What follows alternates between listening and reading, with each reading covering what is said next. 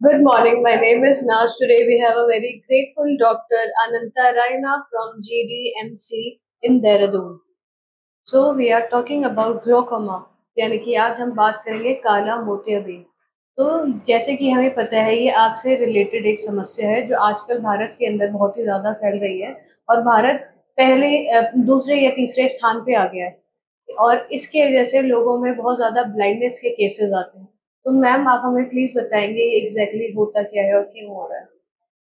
देखिए, जैसे कि मैं अपनी पब्लिक को बताना चाहूंगी, काला मोतियाबिंद आजकल ग्लाकोमा, जिसको हम साइलेंट थीफ ऑफ साइट भी बोलते हैं, या फिर एक ऐसा चोर जो हमारी नजरें आंखें चुरा लेता है, मतलब ब्लाइंडनेस के लिए मतलब रिस्पॉन्सिबल होता है।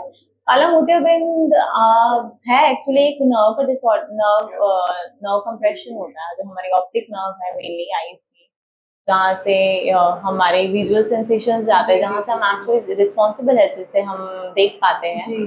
तो वहाँ पे due to multifactorial reasons, IOP होने की वजह से या फिर किसी भी वजह से नर्व कंप्रेशन होता है, विजुअल फील्ड इफेक्ट क्रिएट होते हैं। ये एक कॉम्प्लेक्स है, तीन चीजों का कॉम्प्लेक्स है।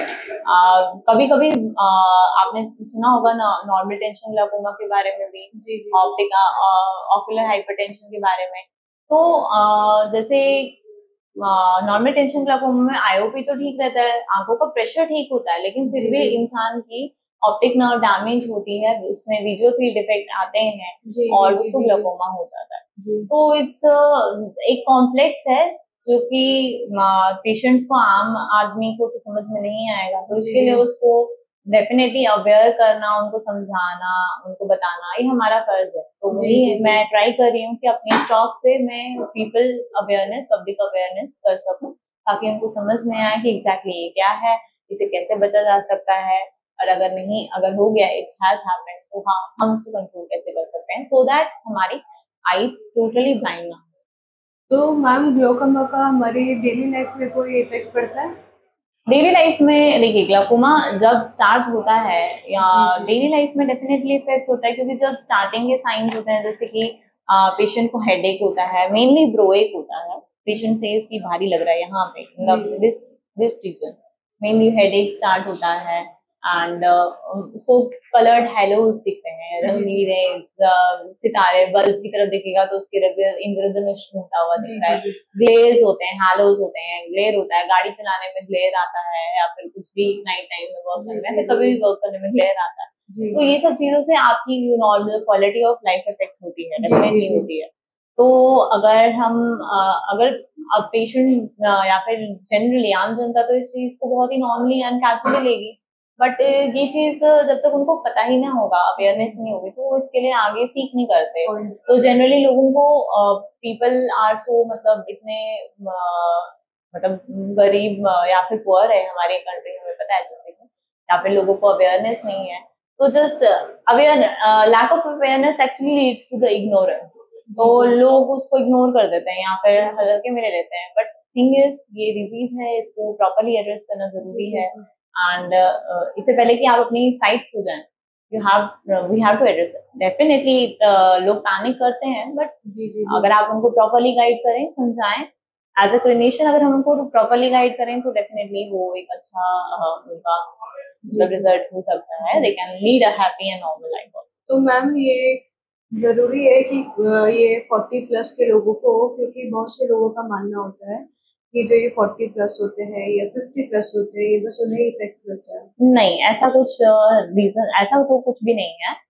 यंगर पॉपुलेशन हम अपने क्लिनिक्स में, अपने हॉस्पिटल्स में बहुत देखते हैं कि आते हैं। इट्स बिकॉज मैंने कहा ये मल्टीफैक्टोरियल है, जैसे कि myopia can be a reason, कि पेरेंट्स से इनहेरिटेंस होता है, घर में किसी को काला मोतियाबिंद होगा, बच्चे में हो सकता है, या फिर लीनिएज, अपनी लीनिएज में कहीं पे भी अपने ग्रैंडफादर्स, ग्रैंडमदर्स, किसी को भी होगा तो बच्चे में इनहेरिट हो सकता है। इनहेरिटेड डिजीज है। मायोपिया के केसेस में पेशेंट ससेप्टेबल होते हैं कि उनको ग्लाकोमा हो सकता है, काला मोतियाबिंद हो सकता है। जी। बहुत सारे रीजंस हैं। या फिर जो छोटी आईज होती हैं, वो स्मॉल आईज होती हैं, वो भी ससेप्टेबल होते हैं, एंगल क्रूशल ग्लाकोमा के ऊपर अटैक आते हैं। तो हम यंगर पॉपुलेशन में देखते हैं, जैसे बहुत सारे हम जब क्लिनिकली देखते हैं डिससस्पेक्ट्स, हम उनको एज अ नोट करते हैं। डिससस्पेक्ट से जब हम आगे फॉलो अप करते हैं तो हम फाइनली प्रॉपर एक डायग्नोसिस में आने के बाद फिर उनको मॉनिटरिंग एंड ट्रीटमेंट स्टार्ट होता है। तो मैम मैं ये कहना चाह रही हूँ आपसे, जैसे फिर इंसान चेकअप कब करवाए, क्या अर्ली साइन क्या होंगे इसके? मैंने जैसे आपको बताया साइन एंड सिम्टम्स है, हेडेक हो रहा है, सिंपल एक हेडेक भी हो रहा है, तो don't take it lightly, just come to the ophthalmologist. Just don't go to the बाहर का आप चले जाते हो फार्मासिस्ट या दुकान है, चलो कोई ड्रॉप ले लेते हैं, गुलाब जल डालते हैं, this not a right thing to do.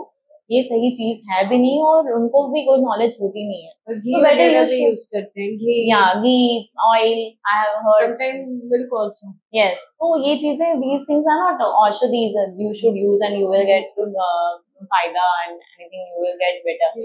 Actually you should seek an ophthalmological advice. You should go there. अगर आपका सिर्फ एक रिफ्रैक्टिव एरर भी है, वो भी आपका क्लिनिशियन, हम जानते हैं कि क्या रीजन है, कैसे हम उसको डिटेक्ट कर सकते हैं। आपको किसी को ड्राइविंग में कलर्ड हैलोज दिख रहे हैं, इंद्रधनुष जैसा दिख रहा है बल्ब के अराउंड, या फिर बार बार सबसे इंपॉर्टेंट है कि ग्लासेस के नंबर आपके चेंज हो रहे हैं। It is a very very unique sign कि ग्लाकोमा हो सकता है। तो अगर आपके ऐसे ऐसे कुछ चीजें हो रही हैं, जैसे आप आ रहे हो, आज आपने एक चश्मा बनवाया, 2-3 महीने के बाद नया बन रहा है, नंबर बढ़ गया या फिर चेंज हो गया, फिर 3 महीने के बाद फिर चेंज हो गया, फिर 1 महीने के अंदर ही चेंज हो गया, frequent change of glasses is a good sign कि हाँ आपको इवैल्यूएट करना चाहिए। और नॉर्मल ऑप्थेल्मिक इवैल्यूएशन में हम जनरली पोस्टीरियर सेगमेंट में डिस्क तो देखते ही हैं। आपका फिर फाइनली उसी प्रोटोकॉल से आगे आगे जैसे जैसे आप प्रोटोकॉल में चलते हैं और देखते हैं, अगर एंगल स्मॉल है तो गोनियोस्कोपी होती है। हम डिफरेंट लेंसेज से ये सब पता करने की कोशिश करते हैं, एंगल छोटा तो नहीं है, दिक्कत तो नहीं है, या फिर ग्लाकोमा को सस्पेक्ट तो नहीं है, तो वो हमारा काम है आगे। बट आपका ये काम है as a patient, as a public, अगर किसी को ये प्रॉब्लम हो रही है, उसके ग्लासेस बार बार चेंज हो रहे हैं, या फिर सिर में दर्द हो रहा है, या फिर उसको कलर्ड हैलोज हो रहे हैं, या स्पेशली ब्रोएक हो रहा है, तो please consult ophthalmologist advice. That's all I can say. वही मैं आपको बोलूंगी, आप डॉक्टर के पास आइए और अपना चेकअप जरूर करवाइए। तो मैम इसकी वैसे ट्रीटमेंट क्या रहती है? ट्रीटमेंट आज सच स्टार्टिंग में इफ बहुत ज्यादा डैमेज नहीं हुआ है, या फिर आपका विजन शॉर्ट नहीं हुआ है, विजन तो एक्चुअली क्योंकि पेशेंट को ऐसे नहीं पता चलता, क्योंकि पेरीफेरी से उसका विजन लॉस होना शुरू हो जाता है। पेरीफेरी की चीजें, दूर दूर की चीजें उसको नहीं दिखती हैं और उसको पता नहीं चलता, क्योंकि सेंट्रल विजन हमेशा बहुत देर तक ठीक रहता है, तो धीरे धीरे धीरे कम होते होते होते बिल्कुल वो ब्लाइंड हो जाता है। तो पेशेंट को इसे नहीं पता चलता है। तो हम जब टेस्ट कर रहे हैं, हमें जब लग रहा है कि सस्पिशन है, ऑब्जर्वेशन की जरूरत होगी तो ऑब्जर्वेशन करेंगे। अगर जरूरत पड़ रही है कि अब दवाई स्टार्ट करने की जरूरत है, सबसे पहले हम ट्राई करते हैं कि ड्रॉप से उसका इलाज हो। अगर ड्रॉप से नहीं हो रहा है, फिर सर्जरी करनी पड़ सकती है, लेकिन हर केस में सर्जरी की जरूरत नहीं होती। अगर आप कंप्लायंट है, अगर आप ड्रॉप्स डाल रहे हैं, अगर आपको स्टार्ट हो चुकी है anti glaucoma drugs, take it as Bible की तरह उसको बिल्कुल फॉलो कीजिए, अपने रिलीजन की तरह उसको फॉलो कीजिए एंड उसको डालिए। जैसे हम बोल रहे हैं, जिस टाइम पे क्लिनिशियन आपका बता रहा है उस टाइम पे डालिए, एंड मोस्टली वो प्रोग्रेस नहीं करेगा। बट अगर हो रहा है, कंट्रोल नहीं हो रहा है, रिस्क फैक्टर्स और भी हैं, बढ़ रहा है, तो हम आगे के अकॉर्डिंगली प्लान आपको बताएंगे। मैम और इसके अलावा आप कुछ बोलना चाहेंगे? बस मैं इतना ही कहना चाहूंगी कि पब्लिक से मेरी एक रिक्वेस्ट रहेगी कि चीजों को बहुत लाइटली लेना बंद करें। ग्लाकोमा आजकल एक लीडिंग कॉज है जिसकी वजह से ब्लाइंडनेस हो रही है। ये थीफ ऑफ हमारी आई साइट माना जाता है। एक ऐसा चोर है जो चोरी करता है और आपको पता भी नहीं चलता है। तो बस मेरा इतना आप लोगों से रिक्वेस्ट होगा कि अब अवेयरनेस फैलाइए, लोगों में इस चीज की जागरूकता बढ़ाइए, लोगों को बताइए कि ऐसा भी होता है, क्योंकि ये लीडिंग कॉज है। आजकल लोगों को लगता है कि कैटरैक्ट मोतियाबिंद सफेद मोतियाबिंद वही इलाज करना। नो, ये this is the leading cause in the world wide. अभी ये वर्ल्ड में सबसे बड़ी प्रॉब्लम है। इसको सॉल्व करने का सिर्फ एक ही तरीका है, that is awareness, awareness and awareness. The more you are aware, the better you get. And जल्दी early detection and early treatment is the only resolution of glaucoma. तो thank you so much ma'am, आपने लोगों को इतना ज़्यादा aware करा, क्योंकि बहुत से लोग इसके बारे में जानते नहीं है। बस उन्हें मोतियाबिंद के बारे में, ये काला मोतियाबिंद कितना ज़्यादा भयानक हो सकता है, इस चीज़ के बारे में लोगों को आपने बताया। So thank you so much कि आप इधर आए। Thank you for the talk. Thank you.